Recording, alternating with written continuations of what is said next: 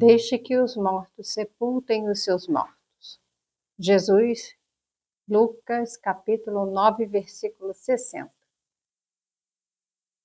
Essa é uma passagem que pode soar muito estranha, porque se dá numa conversa que Jesus teve com um homem que foi convidado por Jesus a segui-lo. E esse homem responde a Jesus, mediante o convite: Jesus, eu preciso primeiro voltar e enterrar o meu pai. Depois de enterrar o pai, ele se comprometia a seguir Jesus. Só que Jesus fez o convite para aquele momento. Então, quando Jesus responde a essa colocação, ele diz: deixe que os mortos sepultem os seus mortos. Então, essa é uma frase assim enigmática. Tá? O pai desse homem havia morrido. Na cultura daquela época, era importante que os familiares sepultassem, estivessem presentes. Então, um filho que não vai ao enterro do seu pai poderia ser considerado, uma ofensa. E ainda assim Jesus fala para que ele deixe. Será que Jesus estava dizendo que esse homem não poderia enterrar o seu pai?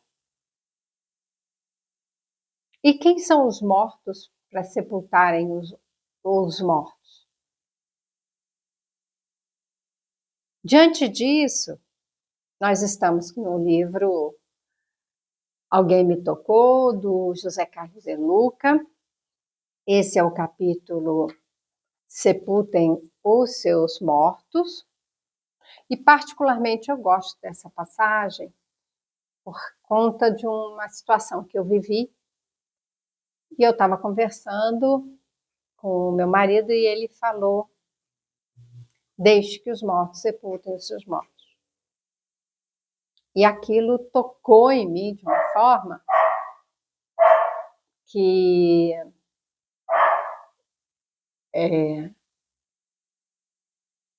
se aplica à nossa vida em determinados momentos. A gente consegue entender intuitivamente a mensagem de Jesus. Não é um entendimento racional, literal, porque Jesus falava por parábolas, Jesus falava através dessa simbologia. E aqui no livro, o De Luca enfatiza, ele faz essa pergunta: o que Jesus pretendeu dizer com essa afirmação? E que ele não acredita que Jesus tenha menosprezado a intenção deste homem enterrar o pai. Mas o que ele estava trazendo é o nosso olhar para as coisas que estão mortas, quando a gente dá importância para isso e não valoriza as coisas do espírito. Então, existe uma posição de olhar para a matéria e olhar para as coisas do espírito. Então, quando a gente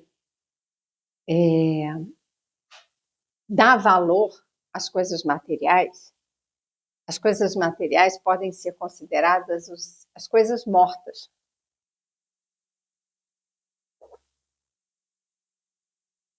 As coisas vivas são as coisas espirituais, as que a gente deve dar valor. Então, é dentro dessa lógica que o De Luca faz uma análise, dizendo que Jesus formulou que é exatamente isso. Jesus fez um convite e ele nos faz esse convite diariamente. Jesus nos convida a segui-lo. Quando Jesus nos convida, qual é a nossa resposta para Jesus? Espera aí, Jesus, eu não vou agora não, porque eu estou cuidando aqui das coisas da matéria. E o que Jesus está chamando? Jesus está fazendo um convite para segui-lo, então é um convite para cuidarmos das coisas que são espirituais, ou seja, os assuntos do espírito. E quando a gente coloca, né, uma barreira dizendo, não vou ver essas coisas do espírito agora, eu vou cuidar das coisas mortas. Quando eu cuido das coisas mortas, nessa expressão de Jesus, eu estou morto para as coisas do espírito. Então, eu vou me considerar uma pessoa que não dá valor. Né, não é assunto em termos de uma discussão, é de viver a vida espiritual, como seres espirituais. Então, nós estamos ainda mortos, a nossa consciência não está desperta para a nossa vida espiritual. Nós estamos com a consciência dirigida para as questões materiais. Então, nós colocamos uma série de obstáculos. Não vou cuidar disso agora, essas coisas do espírito, de autoconhecimento, não, isso é para mais tarde, né? E tem uma parábola que Jesus fala que o Senhor, né, teve uma farta colheita, recolhe tudo, coloca lá nos silos e diz que é viver, então, agora que eu estou cheio dos bens materiais, né? Ou seja, eu tenho como se a gente estivesse falando assim, eu estou com uma poupança bem gorda, tenho dinheiro para me sustentar ao longo desses anos que eu não preciso trabalhar mais, né? Deus falaria, você é um tolo, porque amanhã eu vou te levar. Então é uma tolice a gente acumular bens materiais. Acumular no sentido de deixar também as questões materiais como servindo a um único propósito, que é o nosso interesse pessoal, material. Então, eles ressaltam aqui com muita propriedade que o problema não é a gente acumular bens materiais, é vivermos a nossa vida em função disso. E aí ele diz, eu posso, né, eu posso ter títulos, né, eu posso ser uma pessoa importante, ele coloca cadê? Bom, enfim, eu não estou achando a parte aqui, mas eu posso ser uma pessoa importante, famosa, eu posso ser uma pessoa rica, né, em dinheiro, eu posso ser uma pessoa que vive com destaque, né, em abundância de bens materiais. Então, eu sou uma pessoa famosa, eu sou uma pessoa rica, eu sou uma pessoa importante. Não, isso é uma posição temporária, ou seja, isso não é uma condição do espírito, é uma condição da matéria. Então, eu sou hoje uma psicóloga, eu tenho títulos como um doutorado, isso é minha condição de agora. Quando eu desencarnar, não é isso que eu levo. Né? Eu não vou continuar sendo doutora em psicologia lá no plano espiritual, não. As coisas materiais, elas são da terra, então como Jesus também falou, dá a César o que é de César, né? E a Deus o que é de Deus. O que é da terra fica na terra, o que é de Deus segue com a gente. Então, o que é espiritual permanece. Então, se eu tenho uma abundância em termos materiais, não é para eu viver uma vida materialista e imediatista, e egocêntrica, como ele coloca aqui. Não é para eu voltar esses recursos para o meu prazer, para os meus interesses. O que eu posso construir com isso de modo a utilizar dos bens da terra, porque não me pertence. O dinheiro que eu acumulo, os bens materiais que eu acumulo, não me pertencem, não são meus. Eles estão comigo enquanto eu estiver aqui. Depois que eu for voltar para o plano espiritual, eles permanecerão na Terra. Então, o que eu faço com isso? Se eu posso usar dessas condições que são facilitadas, né? Eu tenho, então, recursos que me permitem. Então, vamos pensar no dinheiro. A gente escuta muito isso, né? Eu, pelo menos, tenho escutado muito isso. O dinheiro nos dá liberdade. O dinheiro não dá liberdade, porque não existe liberdade sem responsabilidade. O dinheiro nos dá muitas oportunidades para utilizar na construção de alguma coisa. Mas, é porque eu tenho liberdade. Se eu quiser comprar isso, eu tenho dinheiro, eu vou lá e compro. Então, é mais nesse sentido que as pessoas usam. Eu sou livre porque se eu quiser hoje, eu tenho dinheiro, eu pego um avião, vou lá para não sei aonde, passeio, vou para a praia. Eu estou usando os recursos com finalidade imediatista, egocêntrica e materialista. É para isso? É esse o sentido de liberdade? Liberdade não está no uso da matéria. Liberdade está na capacidade de sermos livres em termos de sentir, de pensar, né? De fazer obras no mundo. Então, ele até fala, enquanto a nossa atenção fixar exclusivamente nos interesses terrenos, então, se eu achar que eu sou livre porque eu posso comprar qualquer coisa, enquanto nossa alma não se alimentar das coisas espirituais, nosso espírito se enfraquecerá. O vazio interior nos dominará. Então não adianta eu poder ter dinheiro para comprar tudo que eu quero. Você tem liberdade para comprar tudo que você quer. Eu vou comprar, comprar, comprar, e o vazio dentro de mim permanecerá. As coisas terrenas já não serão capazes de preencher nossa sede de felicidade. A depressão nos atingirá cada vez mais. Os ansiolíticos continuarão a ser os remédios mais vendidos do mundo. E as taxas de suicídio subirão vertiginosamente. Não é o que está acontecendo? A gente já está vivendo isso e já está alcançando nossos jovens e crianças. Né? Os adolescentes e as crianças já estão cometendo suicídio, porque a vida deles está assim, repleta de vazio. Né? A gente vai dando objetos, né? Vai dando presentes, dá tudo para essas crianças. Eu dei tudo para essas crianças, todos os bens materiais, mas não deu presença, não deu afeto, não conversou, não deu atenção, não mostrou que a vida dessa pessoa tem valor.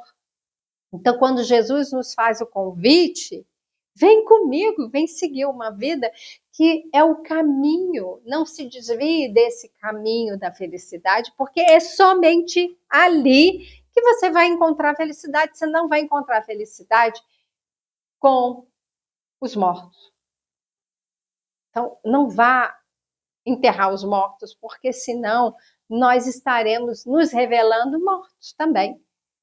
E foi nesse sentido que me aplacou, porque o que eu vejo são pessoas tomando decisões em suas vidas presas a certas concepções voltadas para entendimentos de poder, de dinheiro, de posse, de bens materiais. As pessoas ficam nervosas, ficam ansiosas, ou então, porque que eu faço? Eu tenho um dinheiro, eu tenho que ficar com dinheiro, eu tenho que perder dinheiro, eu tenho que ganhar. O que eu faço com esses bens? O que eu as pessoas ficam num apego e vivem um desespero porque não consegue se desapegar para viver uma vida feliz, cuidar do espírito. Isso ainda vai existir, a gente falou ontem, né, da separação do joio do trigo. Nós estamos vivendo essa, vamos dizer, dualidade. Né? Esses conflitos, eles vão aparecer, emergir cada vez mais, porque a gente vai precisar dessa tomada de consciência. A gente vai precisar responder ao convite de Jesus. Se a gente vai seguir com ele ou se a gente vai, né, dizer para Jesus, não, espera aí um pouco, não vou agora não, Jesus, não vou cuidar das coisas do Espírito agora não, porque eu ainda estou aqui na matéria, eu vou curtir as coisas da matéria, eu vou cuidar dos bens materiais, eu vou cuidar, e com isso nós vamos ficando com cada vez mais ansiedade, é medo, cada vez mais medo, mais um vazio, então cai numa tristeza, uma vida sem sentido, entra na depressão e o adoecimento. Então a ansiedade, a depressão, isso vai nos adoecendo, consumindo. E o medo, ele é um fator importante porque ele é a raiz que nos conduz a pensamentos que nos guiam para ações que nos impedem de sermos felizes. Eles criam um obstáculo, o medo nos paralisa, ele transforma o nosso pensamento em um enorme paredão. A gente fica cego, não consegue. Daí, eu acho que é a palavra que a gente pode associar, né? A gente morre. O morto, ele está paralisado, ele está cego, ele não tem movimento. O morto, ele não faz. Então, ele está estagnado ali, ele está preso ali. O convite de Jesus é para a vida, é para seguir esse caminho com ele. Tem coisa melhor do que seguir com Jesus? Então, quando a gente se apega, a gente morre, a gente fica preso à matéria, a matéria é morta, né? O dinheiro, ele é objeto, ele é um meio, ele é um objeto de uso. Ah, minha companheirinha hoje aqui, ó, a minha pequena aqui, ó, a minha princesinha aqui hoje. Viver, né? Cuidando desses seres, oh meu Deus, vai machucar a cabeça aqui. Cuidar, né, da vida, cuidar dos animais, cuidar das pessoas em necessidade, voltar, né, para o movimento. Então, encontrar um trabalho, né, que a gente possa servir, ser útil, né, ser as mãos de Jesus. Então, ele fala, né, quando a morte se aproxima, não adianta, não acredite que o dinheiro seja capaz de confortar, né? Quem viveu no egoísmo geralmente se encontra muito só nesse momento, né? No momento, é isso que vai acontecendo, a pessoa vai ficando muito solitária, porque ela está voltada não para as pessoas, ela está voltada para os bens materiais. Então, mas quem acumulou tesouros espirituais vive no amparo de amor. Então, é isso, assim, como que a gente pode servir, como que a gente pode usar dos bens materiais de uma forma inteligente, né, com sabedoria, para que a gente possa criar recursos para o desenvolvimento de todos. Não é só nosso, né? A gente está falando de um olhar fraterno, E aí, aqui que está a parte. Você pode possuir todos os bens da terra desde que não seja possuído por eles. Você pode ser o homem mais importante do mundo desde que não perca a humildade. Você pode ser o mais inteligente de todos desde que não perca a simplicidade. Você pode ser o mais famoso desde que não se esqueça de que mais importante do que ser amado, ser aplaudido, é amar. Então, Cristo deseja que o amor seja mais importante do que tudo na nossa vida. O amor é o mais importante. Então, podemos ter todas essas condições, desde que a gente cuide. Os bens sejam um meio, a gente cuide da nossa vida espiritual, da consolidação de valores, então transformar em virtudes. Nós vamos para nossa oração. Mestre Jesus, hoje quero falar com você sobre os mortos que estão enterrados dentro de mim. Quantas coisas me impedem de ser feliz? Quantas mágoas, quantas tristezas e decepções. Quantas lutas pelas posses materiais que me deixam exaurido. Quanta ânsia pelo ter e quanto descaso pelo ser. Quanta vida centrada no que é passageiro e quanto tempo perdido para o que é o enterro.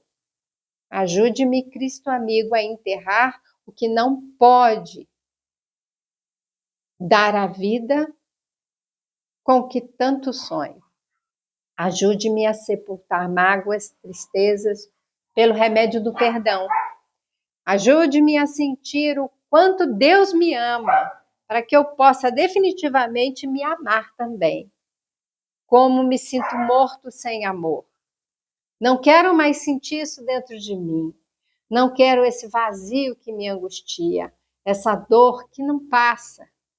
Quero o amor de volta para mim. Auxilie-me, Jesus, a sentir Deus na minha vida e, sobretudo, a procurá-lo diariamente. Que eu o encontre não apenas nos templos de pedra, mas no altar da natureza, no sorriso inocente de uma criança, no andar cansado de um idoso, no ventre de uma gestante, na planta que nasce em pleno deserto. Faça-me compreender, mestre amado, que a vida na Terra é tão rápida e que por isso não posso perder tempo com aquilo que não seja eterno. Ajude-me a não olhar tanto para trás ou para frente, porque o melhor da vida é o que eu sou capaz de fazer nesse exato instante. Assim seja.